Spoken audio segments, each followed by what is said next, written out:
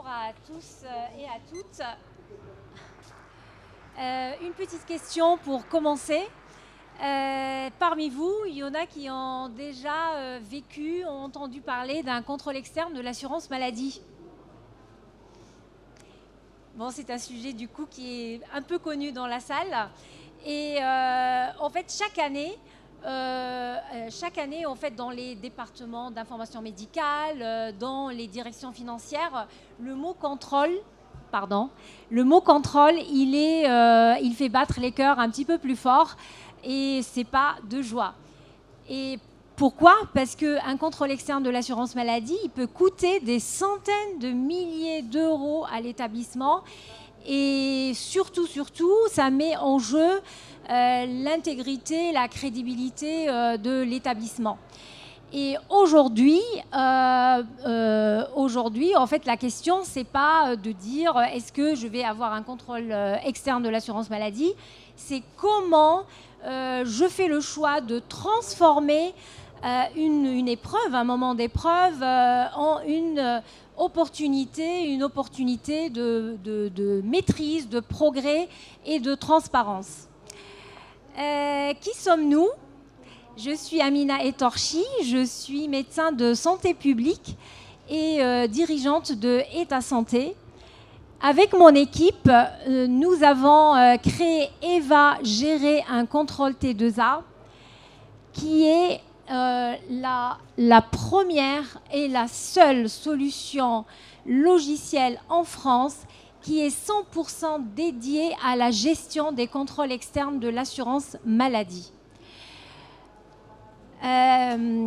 Aujourd'hui, nous le savons tous, en fait, l'épisode du contrôle, c'est vécu, il est vécu vraiment comme un épisode lourd, stressant, qui mobilise énormément de temps, de ressources humaines. Et chez État Santé, notre conviction, c'est que nous pourrons faire mieux structurer, rendre ce contrôle externe plus fluide, plus structuré et, osons le dire, peut-être utile à l'établissement. Donc avec EVA, on est à la fois un outil de conformité, un outil de pilotage des risques et un outil de partage d'expérience. Vous vous posez peut-être la question de c'est quoi notre force ? EVA, elle s'appuie, il y a deux choses au fait. Il y a l'expérience terrain. Nous avons vécu, accompagné plusieurs contrôles externes et donc nous connaissons parfaitement les besoins opérationnels pendant cette période et des technologies avancées d'analyse inspirées du milieu bancaire, de la détection de la fraude, adaptées au milieu de la santé.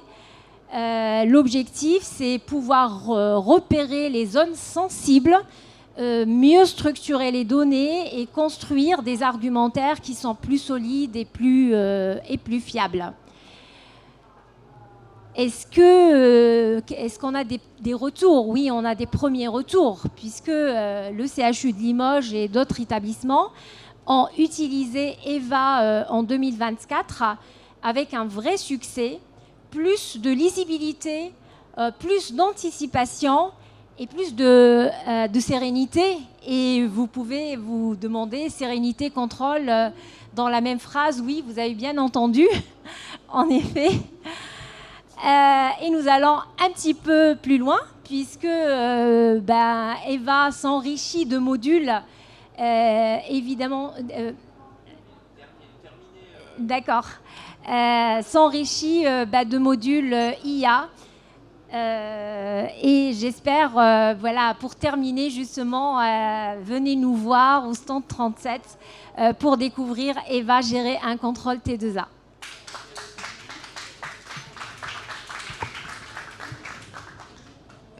Comment ça se passe concrètement ? En fait, la solution, lors d'un contrôle externe, pour rappeler juste un petit peu le déroulement, il y a un lien avec les médecins contrôleurs qui vont communiquer la liste des dossiers sélectionnés.